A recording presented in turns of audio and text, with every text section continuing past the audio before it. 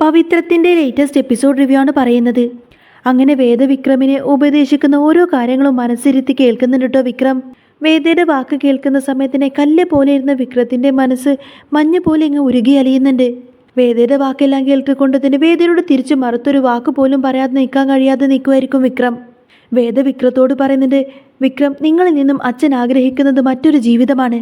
ഈ ചെളിക്കുണ്ടിൽ നിന്നൊക്കെ മാറി നിന്ന് നിങ്ങൾ ഉണ്ടാക്കിയെടുക്കേണ്ട മറ്റൊരു ജീവിതം. അങ്ങനെ ഒരു ജീവിതമാണ് നിങ്ങളുടെ അച്ഛൻ നിങ്ങളിൽ നിന്നും ആഗ്രഹിക്കുന്നത്. അതിന് തീർച്ചയായിട്ടും നിങ്ങൾക്ക് കഴിയും. ആ ഒരു വിശ്വാസം നിങ്ങളുടെ അച്ഛൻ ഇപ്പോഴുമുണ്ട്. അതുകൊണ്ടൊക്കെ തന്നെയാണ് അച്ഛൻ മനസ്സിലുള്ള സ്നേഹം ഒളിപ്പിച്ചു വെച്ചുകൊണ്ട് നിങ്ങളോട് ഇങ്ങനെയൊക്കെ പെരുമാറുന്നത്. നിങ്ങൾ ഇനിയെങ്കിലും നിങ്ങളെ മാറ്റിയെടുക്കാൻ തയ്യാറാണോ? ആ അച്ഛൻ്റെ ആഗ്രഹം നിങ്ങൾക്ക് ഇനിയെങ്കിലും ഒന്ന് സാധിച്ചു കൊടുത്തൂടെ എന്ന് ചോദിക്കും. നിങ്ങൾ അങ്ങനെ അച്ഛൻ ആഗ്രഹിക്കുന്ന രീതിയിൽ മാറിക്കഴിഞ്ഞാൽ ആ മനസ്സ് ഒരുപാടധികം സന്തോഷിക്കും. പെട്ടെന്ന് നിങ്ങൾ ഒറ്റയടിക്കങ്ങ് മാറണമെന്നൊന്നും ഞാൻ പറയുന്നില്ല. നിങ്ങൾ നിങ്ങളെ തന്നെ പതിയെ പതിയെ മാറ്റിയെടുക്കാൻ ശ്രമിക്കണം. വേദയുടെ വാക്കെല്ലാം കേൾക്കുന്ന സമയത്തിന് വിക്രം വേദയോട് പറഞ്ഞിട്ട്, ഇന്നേ വരെ എൻ്റെ ജീവിതത്തിൽ വെളിച്ചം ഞാൻ അറിഞ്ഞിട്ടില്ല. എന്നും ഇരുട്ടിലൂടെ മാത്രമായിരുന്നു എൻ്റെ യാത്ര. അങ്ങനെ ഇരുട്ടിലൂടെ മാത്രം സഞ്ചരിക്കുന്ന എൻ്റെ ജീവിതത്തിലേക്ക് ഒരു പ്രകാശം കാണിച്ചു തന്നത് നീയാണ് വേദ. അതുകൊണ്ട് മാറണം എനിക്ക്. ഇനിയെങ്കിലും എനിക്കൊന്ന് മാറാൻ ശ്രമിക്കണം. ഇന്നേ വരെ അച്ഛൻ എന്നെക്കൊണ്ട് യാതൊരുവിധ പ്രയോജനവും ഉണ്ടായിട്ടില്ല. എന്നാൽ ഇന്ന് അച്ഛൻ ആഗ്രഹിക്കുന്നത് പോലെ അച്ഛൻ്റെ ഒരേ ഒരു ആഗ്രഹമെങ്കിലും എനിക്ക് സാധിച്ചു കൊടുക്കണമെന്നുണ്ട്. എന്നാൽ വിക്രമിൻ്റെ വാക്ക് കേൾക്കുന്ന സമയത്തിന് വേദക്ക് ഒത്തിരിയധികം സന്തോഷമായിരിക്കും. തന്നെ കൊണ്ട് വിക്രത്തിൽ എന്തൊക്കെയോ മാറ്റം വരുത്താൻ സാധിക്കുമെന്ന ഉറച്ച പ്രതീക്ഷയാണ് കേട്ടോ വേദക്ക്. വേദ ഇത്ര നേരം സംസാരിച്ച കാര്യങ്ങളെല്ലാം തന്നെ ശാന്തമായി കേട്ടിരുന്നതിന് ശേഷം വിക്രം വേദയോട് പറയുന്നുണ്ട്, എന്തായാലും വേദാളം എല്ലാം കലക്കിയിട്ടുണ്ട്. എവിടെ നിന്ന് കിട്ടുന്നു നിനക്ക് ഇത്രമാത്രം പഞ്ച് ഡയലോഗ്? ഏതായാലും നീ എൻ്റെ മനസ്സങ്ങ് ഇളക്കിക്കളഞ്ഞല്ലോ. എല്ലാത്തിനും ഒത്തിരിയധികം താങ്ക്സ് എന്നൊക്കെ പറഞ്ഞുകൊണ്ടായിരിക്കട്ടോ വിക്രം പുറത്തേക്ക് ഇറങ്ങി പോകുന്നത്. വിക്രം പോകുന്നതും കണ്ട് പ്രതീക്ഷയോടെ അങ്ങനെ വേദ വിക്രത്തിനെ നോക്കി ചിരിക്കും. വിക്രം വരുന്നതും കണ്ടുകൊണ്ട് തന്നെ കമലമ്മ വിക്രത്തിൻ്റെ അടുത്തേക്ക് ചെല്ലും. കമലമ്മ സങ്കടത്തോടു കൂടെ തന്നെ വിക്രത്തിൻ്റെ തലയിൽ തലോടിക്കൊണ്ട് തന്നെ ചോദിക്കുന്നതിന്, മോൻക്ക് ഒരുപാടധികം വിഷമായല്ലേ? പോട്ടെ മോനെ, നിന്റെ അച്ഛനല്ലേ നിന്നോട് പറഞ്ഞത്?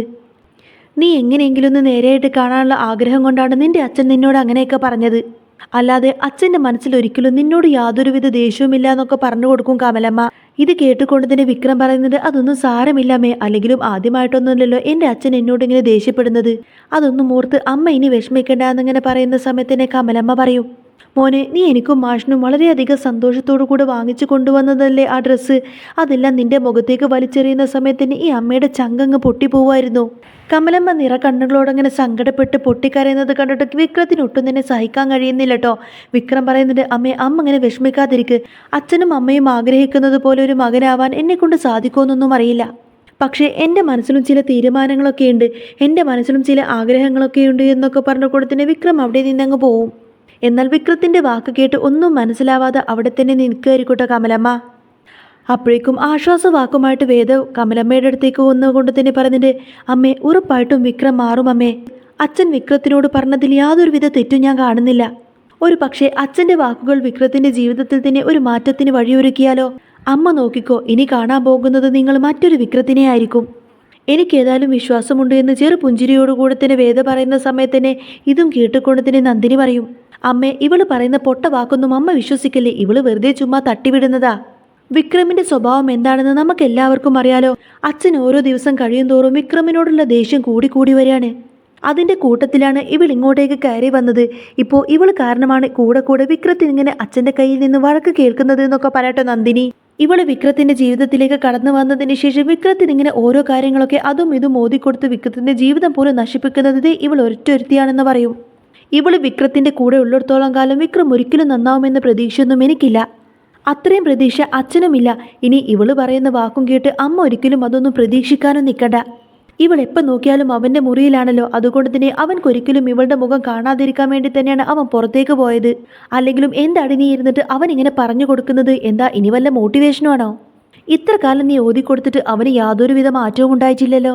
ഓ, വിക്രത്തിനെ ഉപദേശിക്കാൻ പുതിയൊരാൾ വന്നേക്കുന്നു എന്നൊക്കെ പറഞ്ഞ് നന്ദിനി ഇങ്ങനെ കളിയാക്കിച്ചിരിക്കുന്ന സമയത്തിൻ്റെ വേദ പറയുന്നുണ്ട്, നന്ദിനിയായിട്ട് തിരി എന്തൊക്കെ പറഞ്ഞാലും ശരി, എൻ്റെ വിക്രത്തിനെ ഞാൻ മാറ്റിയെടുത്തിരിക്കും. അത് ഈ വേദയുടെ വാക്കാണ്. വേദയാണ് പറയുന്നത്. അമ്മ ഇതൊന്നും കേട്ട് വിഷമിക്കാൻ നിൽക്കണ്ട, എല്ലാം ശരിയാവും എന്നൊക്കെ പറഞ്ഞു കൊടുത്തിട്ട് വേദ അകത്തേക്ക് കയറിപ്പോവും. ഇതെല്ലാം കേട്ടുകൊണ്ടായിരിക്കട്ടെ മാഷ് അങ്ങോട്ടേക്ക് വരുന്നത്. മാഷ് വരുന്നതും കണ്ടുകൊണ്ട് തന്നെ നന്ദിനി ഒന്നും മിണ്ടാതെ അകത്തേക്ക് പോവും. അപ്പോൾ വിഷമിച്ചിരിക്കുന്ന കമലമ്മയുടെ അടുത്തേക്ക് വരികയാണ് മാഷ്. മാഷ് വന്നിട്ട് കമലമ്മയോട് ചോദിക്കുന്നുണ്ട്, എടോ താൻ എന്തിനാടോ ഇങ്ങനെ വിഷമിക്കുന്നത്? എല്ലാവരുടെയും മുന്നിൽ വെച്ച് ഞാൻ അവനെ അങ്ങ് നാണം കെടുത്തി. അത് ശരി തന്നെയാണ് കമലം. അതൊരിക്കലും എനിക്ക് അവനോടുള്ള ദേഷ്യം കൊണ്ടൊന്നുമല്ല. അങ്ങനെയെങ്കിലും അവനൊന്ന് നന്നായി കാണാനുള്ള കൊതി കൊണ്ടാണ് ഞാൻ അങ്ങനെയൊക്കെ ചെയ്തത് എന്ന് പറയും. ഇത് കേട്ടുകൊണ്ട് തന്നെ കമലമ്മ സങ്കടത്തോടു കൂടെ ചോദിക്കുന്നുണ്ട്, എന്നാലും മാഷേ അവൻ നമ്മുടെ മോനല്ലേ, അത്രക്കൊക്കെ വേണമായിരുന്നോ എന്ന് ചോദിക്കും.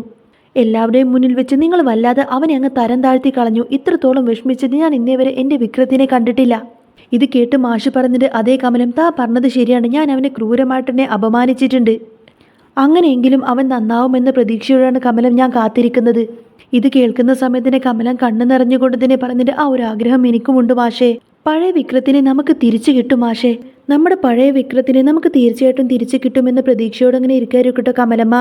പിന്നീട് കാണിക്കുന്നത് വിക്രത്തിനായിരിക്കും. വിക്രം ഇങ്ങനെ ബൈക്കിൽ പോയിക്കൊണ്ടിരിക്കുന്ന സമയത്തും വേദ തന്നോട് പറഞ്ഞ ഓരോ വാക്കുകൾ വിക്രത്തിൻ്റെ മനസ്സിലേക്ക് ഇങ്ങനെ തേട്ടി തേട്ടി വരികയായിരിക്കും.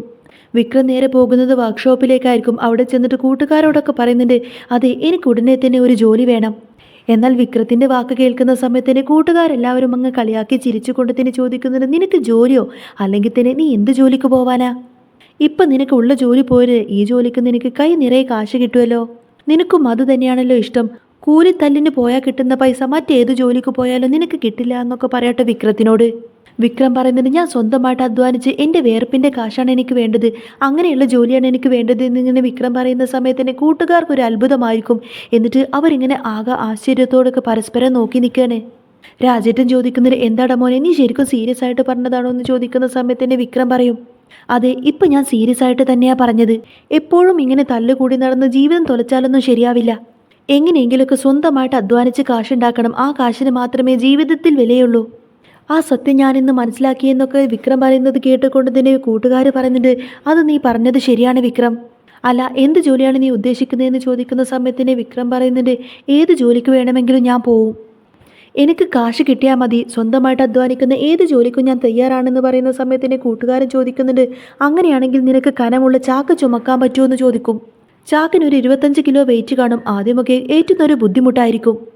പിന്നെ അത് ശരിയായിട്ട് അങ്ങ് ശീലമായിക്കോളും. ആ ജോലി ചെയ്താൽ നല്ല കാശും കിട്ടുമെന്നൊക്കെ പറഞ്ഞു കൊടുക്കട്ടെ വിക്രത്തിന്.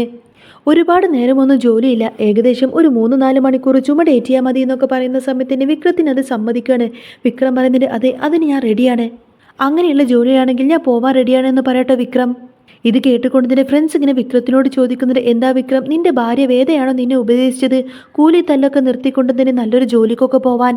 അല്ലാതെ നീ ഒരിക്കലും ഇത്ര പെട്ടെന്ന് മാറില്ല എന്ന് ഞങ്ങൾക്കറിയാം. അപ്പോൾ വിക്രം പറയുന്നത്, അതുകൊണ്ടൊന്നുമല്ല, എൻ്റെ അച്ഛനും അമ്മയും എന്നിൽ നിന്ന് ഒരുപാടധികം പ്രതീക്ഷിക്കുന്നുണ്ട്. അപ്പോൾ അവരുടെ വിവാഹ വാർഷികം വരുമ്പോഴേക്കും എനിക്ക് എന്തെങ്കിലും കാര്യമായിട്ട് അവർക്ക് വാങ്ങിച്ചു കൊടുക്കണം. അത് ഞാൻ സ്വന്തമായിട്ട് അധ്വാനിച്ച് എൻ്റെ വിയർപ്പിൽ നിന്നുണ്ടാക്കുന്ന കാശ് കൊണ്ടായിരിക്കണമെന്ന് എനിക്ക് അതിയായ ആഗ്രഹമുണ്ട്. എനിക്ക് മാത്രമല്ല, എൻ്റെ അച്ഛനും അമ്മയും അത് തന്നെയാണ് ആഗ്രഹിക്കുന്നത്. അതിന് വേണ്ടിയിട്ടാണ് ഞാനൊരു ജോലി അന്വേഷിക്കുന്നത്. അല്ലാതെ ഒരിക്കലും അവൾ പറഞ്ഞിട്ടൊന്നുമല്ല. എൻ്റെ അമ്മയുടെ സങ്കടം കണ്ടു നിൽക്കാൻ എനിക്കൊരിക്കലും കഴിയില്ല. എൻ്റെ അച്ഛനമ്മമാരെ സന്തോഷിക്കണമെന്ന് മാത്രമാണ് എൻ്റെ ലക്ഷ്യം. അതുകൊണ്ട് തന്നെ അവർക്ക് വേണ്ടിയിട്ട് എൻ്റെ ജീവിതത്തിൽ ഞാൻ ചില മാറ്റങ്ങളൊക്കെ വരുത്താൻ തീരുമാനിച്ചു എന്നൊക്കെ പറയട്ടെ വിക്രം. എന്നാൽ വിക്രത്തിൻ്റെ വാക്ക് കേൾക്കുന്ന സമയത്തിൻ്റെ കൂട്ടുകാർക്കും അത് ഒത്തിരി സന്തോഷമായിരിക്കും. കാരണം വിക്രം അങ്ങനെ കൂലിത്തല്ലൊക്കെ നിർത്തിക്കൊണ്ട് തന്നെ നല്ലൊരു മനുഷ്യനായി കാണാൻ അവരും ഒരുപാടധികം ആഗ്രഹിക്കുന്നുണ്ട്. പല തവണകളായിട്ട് അവർ വിക്രത്തിനോട് ഈ ഒരു കാര്യത്തെപ്പറ്റി പറഞ്ഞ സമയത്തൊക്കെ വിക്രം അതിനേക്ക് അവഗണിക്കുകയായിരുന്നു. എന്നാൽ വിക്രമായിട്ട് തന്നെ തങ്ങളോട് വന്നിട്ട് ഈ കാര്യങ്ങളെല്ലാം പറയുന്നത് കേൾക്കുന്ന സമയത്ത് തന്നെ അവർക്കെല്ലാവർക്കും ഭയങ്കര സന്തോഷമായിരിക്കും. പിന്നീട് അങ്ങനെ ആദ്യം ജോലി അന്വേഷിച്ചു പോകുന്ന വിക്രത്തിന് ചെറിയൊരു ജോലിയാണ് കിട്ടുന്നതെങ്കിൽ പോലും വിക്രത്തിൻ്റെ കഴിവും പ്രാപ്തിയും കണ്ടുകൊണ്ട് തന്നെ നല്ലൊരു കമ്പനിയിൽ തന്നെ വിക്രത്തിന് നല്ലൊരു പോസ്റ്റിൽ ജോലി കിട്ടുന്നുണ്ട്. കമലമ്മക്കും മാഷിനും അഭിമാനിക്കാവുന്ന രീതിയിൽ തന്നെ ആയിരിക്കട്ടെ വേദ വിക്രത്തിനെ അങ്ങ് മാറ്റിയെടുക്കുന്നത്. വേദ വിക്രത്തിൻ്റെ ജീവിതത്തിലേക്ക് കടന്നു വന്നതോടുകൂടെ തന്നെ ഒട്ടും പ്രതീക്ഷിക്കാത്ത രീതിയിലായിരിക്കും വിക്രത്തിനെ വേദ മാറ്റിയെടുക്കുന്നത്. ഇതെല്ലാം കാണുന്ന സമയത്ത് തന്നെ മാഷിനും കമലമ്മക്കും ഭയങ്കര സന്തോഷമായിരിക്കും.